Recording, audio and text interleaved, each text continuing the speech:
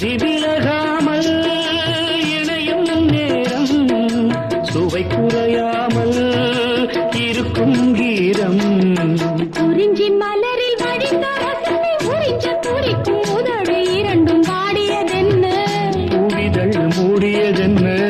என்னிடம் நாடியதென்ன ஒரு மலையிடவும் சிலை தொடவும் வேலை திறந்தாலும்